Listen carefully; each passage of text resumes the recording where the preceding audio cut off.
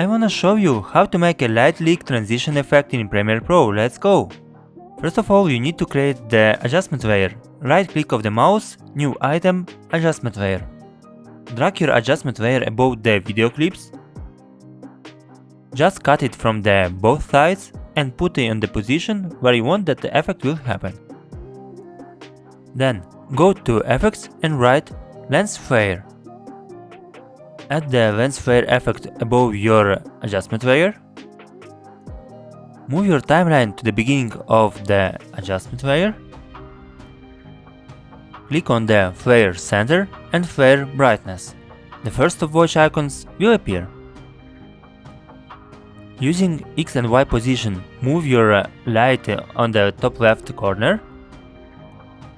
Again, move your timeline at the middle of the adjustment layer.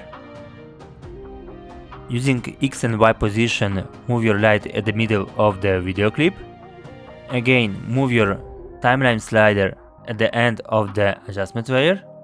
And again, using X and Y position, move your light on the top right corner. To finish everything, move your timeline to the beginning of the adjustment layer. By the brightness, let's write 0.